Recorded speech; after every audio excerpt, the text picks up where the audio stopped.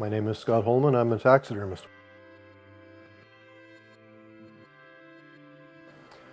I don't think there was any influences in my childhood that led directly to taxidermy, other than that I like to hunt and fish right from day one pretty well. I was shooting arrows or bullets at something. I had no idea when I was young that I would even remotely be a taxidermist. Had no idea at all. They bring the deer head in, and I measure the head. I measure the size of the head and the swell on the neck, how the horns sit on the head and everything. Then it's skinned out, and then all I keep is the skin and the skull plate, the top of the head with the horns attached. A lot of times they don't know what a taxidermist is, so they'll think I either drive a taxi or I do your taxes. I get a lot of calls at New Year's and Christmas, like for picking people up for driving taxis. It's incredible. How I get clients? Do good work and they'll come to you. Not everybody can do this job. This is a very important job. This is your first line of work, you know. And if you make a mess of this, then the final product is not going to be very good either. So this is a very important part of the job that I don't trust a lot of people to do. That's why I do this, always by myself.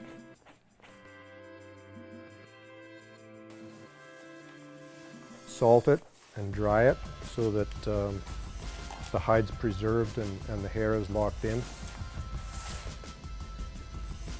There's lots of guys want to do, you know,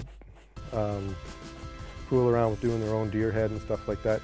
You might not end up with quite the polished, finished mouth that somebody that's doing it every day is going to end up with. You know what? They're probably pretty proud of those things too. I graduated from high school when I was 17, and I come up here. I was a welder for a year, a little over a year, and then that business closed down, and so I needed a job. So I got looking around, and I walked into the local taxidermy shop and went from there.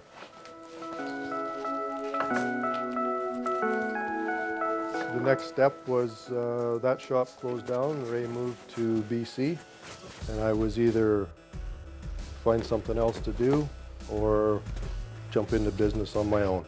So I did just that. I opened my own shop in my little one-car garage, and basically I haven't changed a whole lot from that.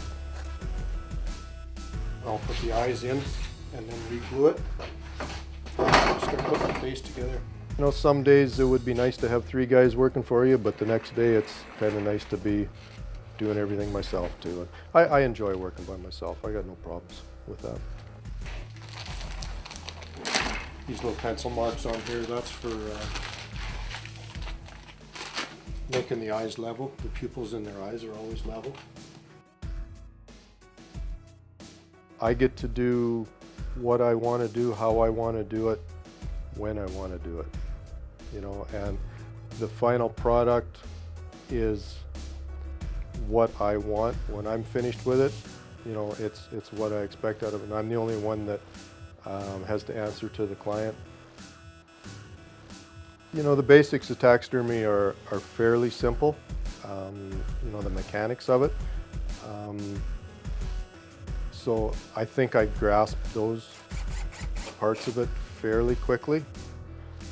But you're always learning, and to get good at doing it, you know, takes some time for sure.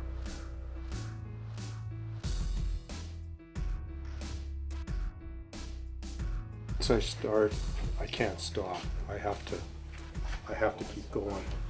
But and this glue especially, it has to be fresh when you put it on. You got to put the hide on right away. If it skins over at all, it doesn't work at all. So there's no waiting around at this point.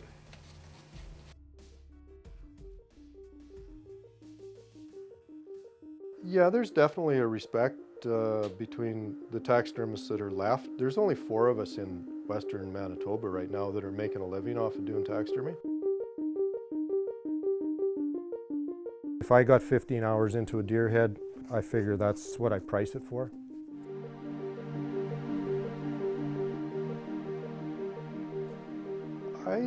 I don't think I'm doing anything wrong.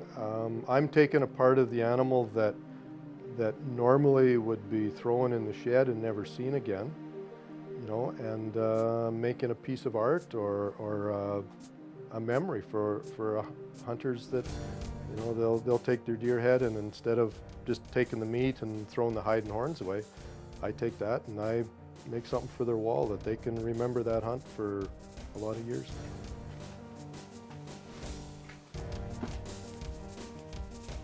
I don't know what percent it is of the hunting population that gets stuff mounted now, but it's not very high. So the fewer hunters are out there, the fewer that number is, you know, that's actually going to get stuff mounted. So yeah, I don't know what the answer there is.